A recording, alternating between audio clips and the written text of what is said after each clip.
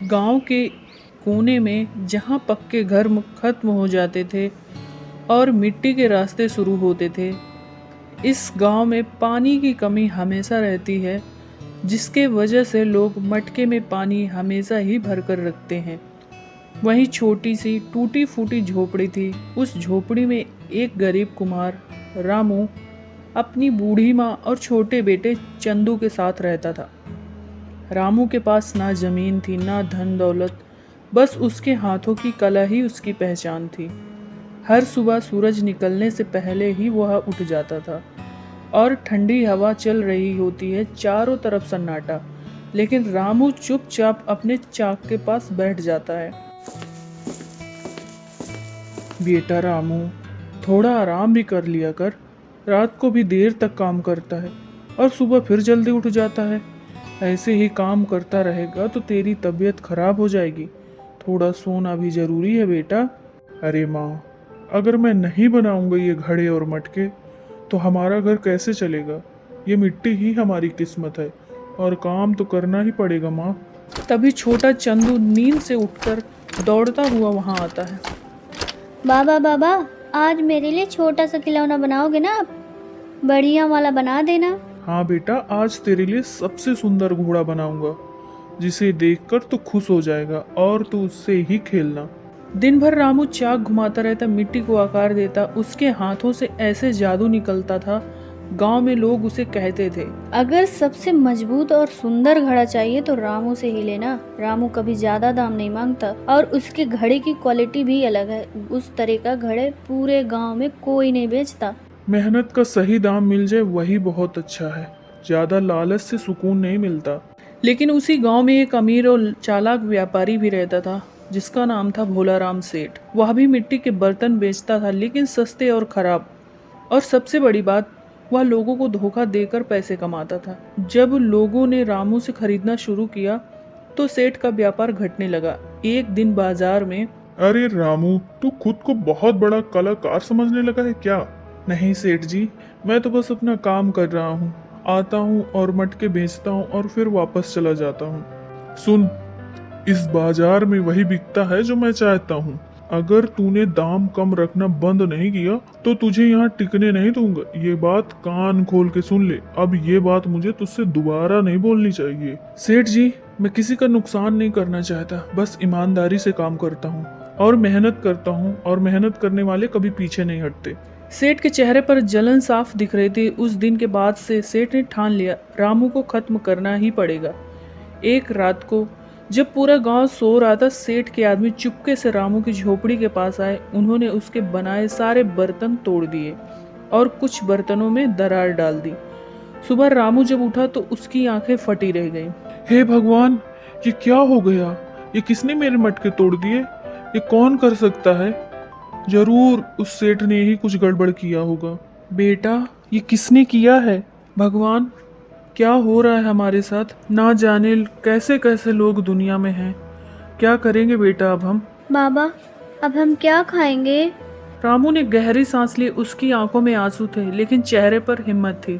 कोई बात नहीं, फिर से बनाएंगे। जब तक हाथ चल रहा है हार नहीं मानेंगे माँ। लेकिन मुसीबत यहीं खत्म नहीं हुई। अब बाजार में भी लोग उसके बर्तन लेने से कतराने लगे, क्योंकि सेठ अफवाह फैला चुका था, रामू के बर्तन कमजोर हैं, जल्दी टूट जाते हैं। शाम को घर लौटते समय रामू बहुत ही उदास था। तभी चंदू धीरे से बोला, बाबा, आप दुखी मत हो। आप सबसे अच्छा काम करते हो। एक दिन सबको पता चल जाएगा और आपके बर्तन सबसे ज्यादा बिकेंगे। रामू ने बेटे को गले लगा लिया। उसी रात जब रामू घर के बाहर बैठा था, तभी एक बूढ़े साधु वहां पर आए। बेटा, बहुत परेशान दिख रहे हो, क्या बात है? आखिर तुम मुझसे बताओ तो। अरे साधु महाराज, मेरी मेहनत कोई भी नहीं देखता। सब कुछ खत्म हो गया। ना जाने किसने मेरे बर्तनों में दरार डाल दी। किसी ने मेरे पूरे बर्तन तोड़ दिए महाराज। अब मैं क्या करूं? कुछ भी नहीं बचा मेरे पास। अगर तुम्हें सच में मेहनत पर भरोसा है तो जंगल के किनारे एक पुराना कुआं है।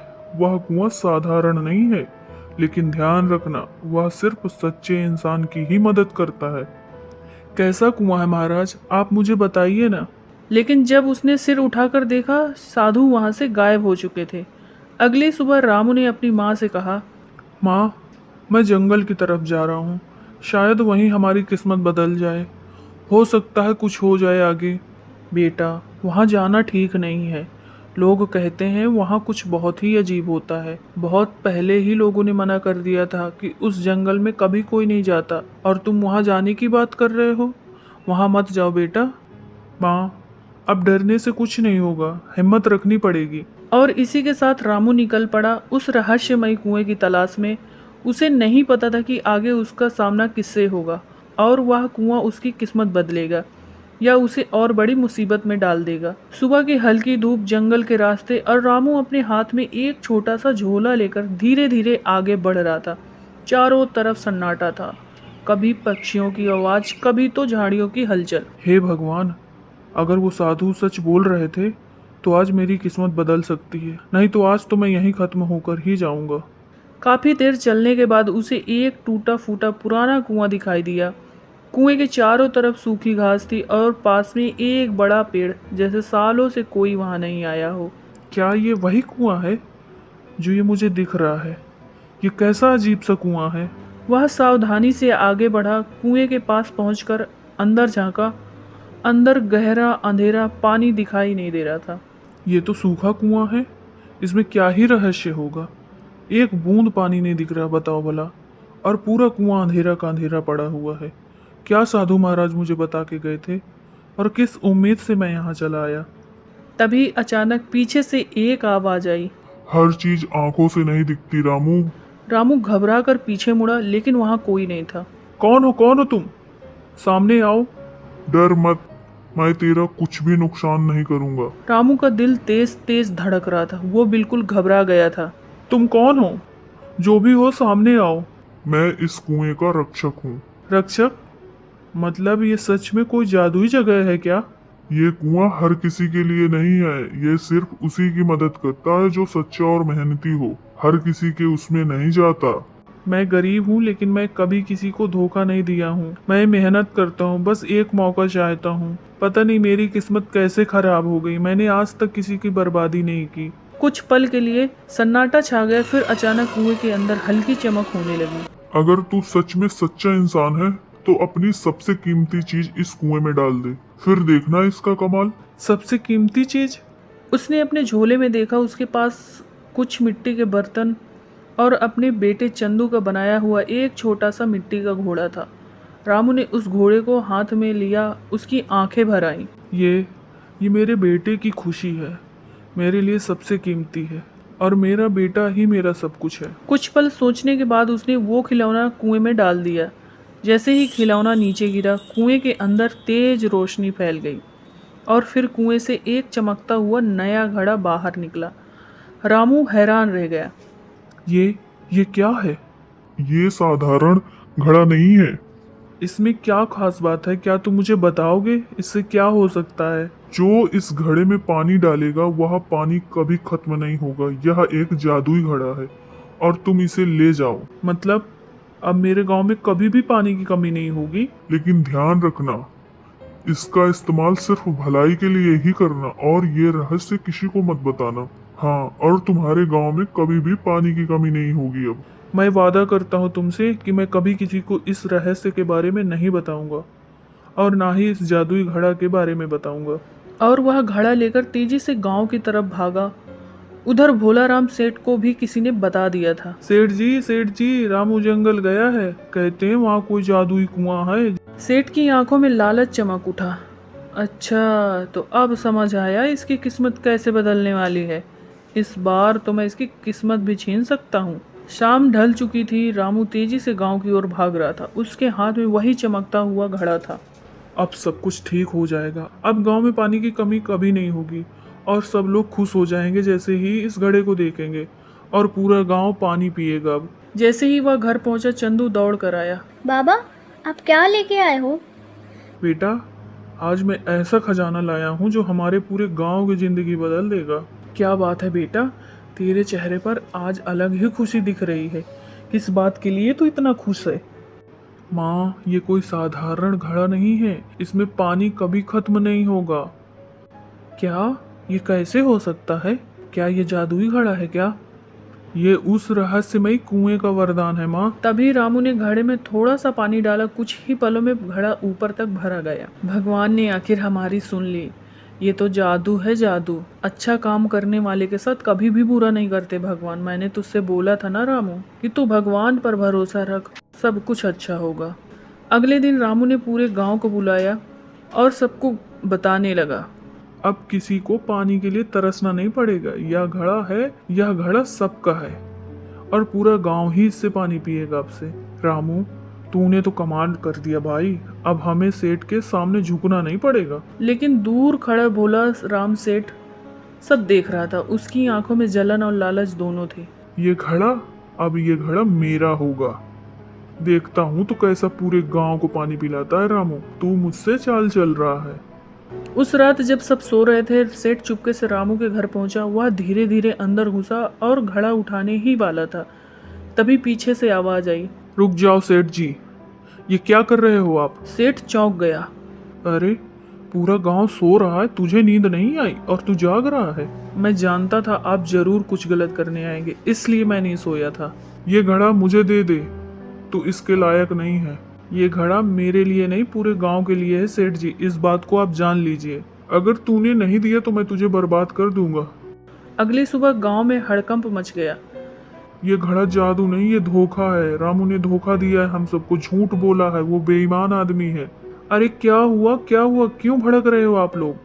मैंने अपनी आंखों से देखा है, ये घड़ा नकली है, इसमें कोई जादू नहीं है। ये पूरे गांव को बेवकूफ बनाया है। लेकिन हमने तो कल ही देखा था कि इसमें पानी अपने आप भर रहा था। वो सब इसकी चाल थी। रामू हम सबको बेवकूफ बना रहा था। रामू ने तुरंत घड़े में पानी डाला, लेकिन इस बार घड़ा खाली ही रह गया और यह सब कुछ देख के सारे लोग दंग रह गए। ये क्या है रामू, तूने हमसे झूठ बोला? नहीं नहीं, ये सच में काम करता था, मैं झूठ नहीं बोल रहा हूँ। ये अभी काम करना क्यों बंद कर दिया ये तो मुझे भी नहीं पता। बस अब बहुत हुआ, ये हमें धोखा दे रहा है। धीरे धीरे गांव वाले भी भड़क गए। हमें फिर से बेवकूफ बना दिया। बाबा, ये क्या हो रहा है? रामू की आंखों में आंसू आ गए। उसे समझ नहीं आ रहा था आखिर घड़ा अचानक काम करना क्यों बंद हो गया। लेकिन असली सच्चाई ये थी, रात में सेठ ने चुपके से घड़े में कुछ मिला दिया था, जिससे उसका जादू खत्म हो गया था। अब पूरा गांव रामू के खिलाफ खड़ा था और सेठ मुस्कुरा रहा था। गांव के बीचों बीच सब लोग रामू को घेर कर खड़े थे और आंखों में सबके शक था। रामू, तूने हम सबको धोखा दिया है। इतने दिन से हम तुझ पर भरोसा कर रहे थे और तूने हमारे साथ विश्वासघात किया है। मैंने कोई धोखा नहीं दिया, मैं खुद ही नहीं समझ पा रहा था ये घड़ा काम क्यों करना बंद कर दिया। मेरे बाबा कभी झूठ नहीं बोलते हैं। मेरा बेटा कभी गलत नहीं कर सकता, इतना तो मुझे पता है। लेकिन कोई सुनने को तैयार नहीं था। तभी भीड़ में से एक बूढ़ा आदमी आगे आया। रुको तुम सब लोग, जल्दबाजी में फैसला मत करो, सब थोड़ा शांत हो जाओ। रामू, क्या तू हमें उस कुएं तक ले जा सकता है? हाँ, अगर वही सच छुपा है तो मैं अभी चलने के लिए तैयार हूँ। गांव के लोग सेठ और रामू सब जंगल की तरफ चल पड़े। जंगल के अंदर वही पुराना कुआं, वही सन्नाटा। कहीं मेरा राज ना खुल जाए। हे भगवान, आज मेरी लाज रख लेना, झूठ से बचा लेना, क्योंकि मैं बेकसूर हूँ। हे रक्षक, अगर मैं सच्चा हूँ तो आज सच सबके सामने आना चाहिए। कुछ पल सन्नाटा, फिर अचानक कुएं के अंदर से हल्की सी रोशनी फैलने लगी और सब लोग चौंक गए। सच्चाई को छुपाया नहीं जा सकता। ये कौन बोल रहा है? मैं इस कुएं का रक्षक हूँ। रामू सच्चा है, उसने अपनी सबसे प्यारी चीज त्याग कर यह घड़ा पाया है, लेकिन किसी ने लालच में आकर इस घड़े की शक्ति को कमजोर कर दिया। सेठ के चेहरे पर पसीना आ गया। कौन है वो आदमी? सामने लाओ उसको। कुछ पल की खामोशी, फिर अचानक कुएं से तेज रोशनी निकली और एक दृश्य दिखने लगा। सबने देखा, रात में सेठ चुपके से रामू के घर जाता है और घड़े में कुछ मिलाता है। पूरा गांव देखकर सन्न रह गया। सेठ, ये तुमने क्या किया? हमें तुमसे ये बिल्कुल उम्मीद नहीं थी। नहीं नहीं, मैं तो ये नहीं कर सकता ना। झूठ मत बोलो, लालच ने तुम्हें अंधा कर दिया है। सेठ के पास अब कोई जवाब नहीं था। वह घुटनों पर गिर गया। मुझसे गलती हो गई, मैं लालच में अंधा हो गया था, मुझे माफ कर दो। इतनी बड़ी साजिश के बाद माफी मांग रहे हो? तुम इसके लायक हो ही नहीं। ऐसे इंसान को सजा मिलनी चाहिए। आज से भोलाराम सेठ को गांव से निकाल दिया जाता है। सेठ रोते हुए गांव छोड़कर चला गया। और अब सबकी नज़रें रामू पर थीं। रामू, हमें माफ़ कर दे, हमने तुझ पर शक किया, तू सच में सच्चा इंसान है। कोई बात नहीं, सच्चाई को समय जरूर लगता है लेकिन वो सामने जरूर आ जाती है। तभी कुएं से फिर आवाज़ आई। रामू, अब तुम्हारा घड़ा फिर से अपनी शक्ति पा चुका है। रामू ने घड़ा उठाया और उसमें पानी डाला। इस बार घड़ा तुरंत भर गया। पूरा गांव खुशी से झूम उठा। बाबा, अब सब ठीक हो गया। भगवान ने आखिर सच्चाई की लाज रख ली। उस दिन के बाद गांव में कभी पानी की कमी नहीं हुई। रामू का सम्मान सबसे ज्यादा हो गया और सबने सीख ली, लालच इंसान को गिरा देता है और सच्चाई ऊपर उठा देती है। सच्चाई और मेहनत का रास्ता मुश्किल जरूर होता है लेकिन अंत में जीत हमेशा उसी की होती है।